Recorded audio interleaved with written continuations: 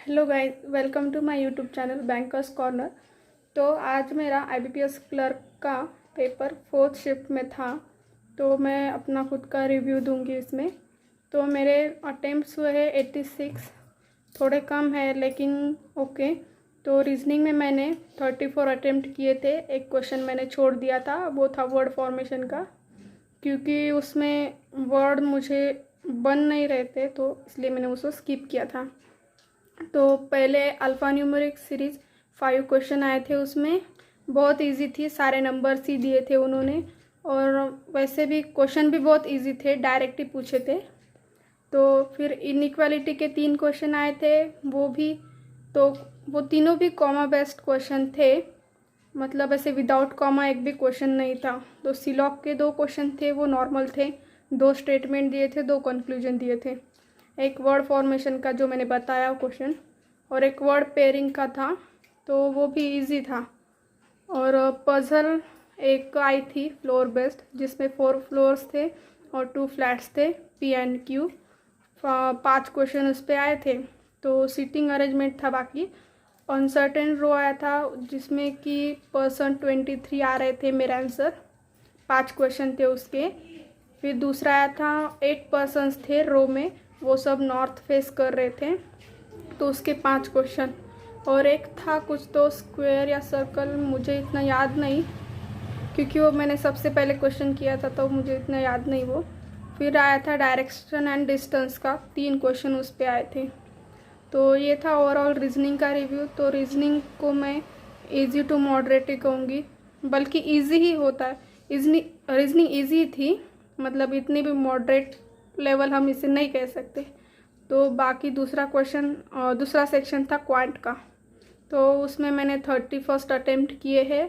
35 में से 4 क्वेश्चन मैंने वो 2 तो नंबर सीरीज के छोड़ दिए, और 2 क्वेश्चन मैंने अर्थमेटिक के छोड़ दिए, वो थोड़े से मॉडरेट लगे मुझे, इसलिए। बाकी रॉन्ग नंबर सीरीज आई थी, 3 क्वेश्चन भी उसके नॉर्मल थे, 2 क्वेश्चन टफ थे, टफ नहीं मतलब मॉडरेट थे। सिंप्लीफिकेशन आए थे 15 क्वेश्चन, जिसमें एक पॉइंट बेस्ड आया था क्वेश्चन, सिर्फ एक ही नंबर उसमें वो पॉइंट का दिया था, बाकी वो इजी थे सिंप्लीफिकेशन के। फिर डीआई आई थी, डीआई तो सबसे इजी थी, नंबर ऑफ बॉयज़ दिए थे उन्होंने उसमें, एक बार ग्राफ डीआई थी वो भी। फिर अर्थमेटिक के क्वेश्चन, कुछ उसमें वेरिएबल बेस्ड क्वेश्चन थे और कुछ डायरेक्ट क्वेश्चन थे। तो उसमें पार्टनरशिप के 2 से 3 क्वेश्चन, एक एज का क्वेश्चन था, बाकी एक मेंसुरेशन से भी एक क्वेश्चन था, और शायद टाइम एंड वर्क से तो नहीं आया था, एक प्रॉफिट एंड लॉस वाला क्वेश्चन था, ऐसे बाकी इतना तो याद नहीं। तो ओवरऑल क्वांट में मैंने 31 अटेम्प्ट किए हैं। बाकी आते ही इंग्लिश पे, तो इंग्लिश तो मेरा बहुत सबसे ख़राब सेक्शन रहा है, क्योंकि उसमें मैंने 30 में से सिर्फ 21 ही अटेम्प्ट किए हैं, क्योंकि मैंने बहुत चूज़ करके क्वेश्चंस किए, जिससे कि मेरे मतलब एक्यूरेसी मेरी ख़राब ना हो, और जो भी मैंने क्वेश्चन किए वो एक्यूरेट ही आए। क्योंकि उन्होंने जो भी क्वेश्चन दिए थे, जैसे फ्रेज रिप्लेसमेंट का दिया था, तो उनमें क्वेश्चन में ऑप्शंस में ना सिमिलैरिटी बहुत थी, इसलिए कुछ कुछ ऑप्शन कंफ्यूजिंग लग रहे थे, तो मैंने कुछ क्वेश्चन उसके स्किप किए हैं। तो सबसे पहले सेंटेंस रीअरेंजमेंट आया था, 5 क्वेश्चन थे उसमें, और 4 या 5 थे, तो वो इजी थे, इजीली बन जाते थे। पैराजम्बल 5 क्वेश्चन, 6 स्टेटमेंट आए थे उसमें भी, तो एक स्पोर्ट रिलेटेड पैराजम्बल था, तो मैंने उसमें से सिर्फ एक ही किया, वो भी फर्स्ट वाला ढूंढकर। फिर सिंगल फिलर आए थे, वो तो इतने इजी थे, मतलब नॉर्मली हो जा रहे थे। फिर आया था फ्रेज रिप्लेसमेंट, तो फ्रेज रिप्लेसमेंट में ऑप्शन में थोड़ा सा कन्फ्यूजन था।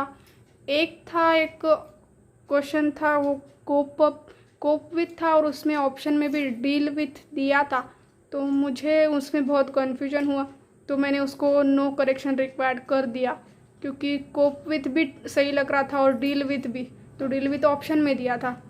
पर अब अगर वो गलत होता तो ही हम उसको रिप्लेस करते, पर मुझे वो सही लगा, इसलिए मैंने उसको रिप्लेस नहीं किया।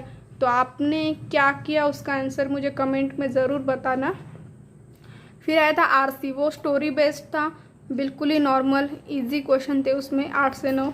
और उसमें 2 सिनोनिम्स ही पूछे थे, एक पूछा था काउंट का और एक पूछा था कवर्ड का। तो फिर वो उसमें से रिलेट करके हमें उसका सिनोनिम्स देखना था। तो एक शायद काउंट का वो डिपेंडेबल या रिलाय दोनों ऑप्शन दिए थे उसमें, तो उसमें से कन्फ्यूजन हो रहा था, तो उसका मैंने किया नहीं अटेम्प्ट। बाकी कवर्ड का किया था मैंने। फिर आया था एरर डिटेक्शन का, तो ऐसे 4 स्टेटमेंट दिए थे उन्होंने, 4 स्टेटमेंट दिए थे। फिर उसमें से करेक्ट वाला कौन सा है वो हमें ढूंढना था। तो सिंगल लाइन वाले ही थे 4 क्वेश्चन, बट मुझे उसमें भी थोड़ा सा कन्फ्यूजन हुआ 2-3 क्वेश्चन में, तो मैंने वो 2-3 छोड़ दिए। 2 ही क्वेश्चन मैंने शायद किए थे उसमें से। तो इंग्लिश का मैंने काफ़ी मतलब ऐसे क्वेश्चंस को चूज़ कर करके सॉल्व किया था, जिससे कि एक्यूरेसी ना ख़राब हो।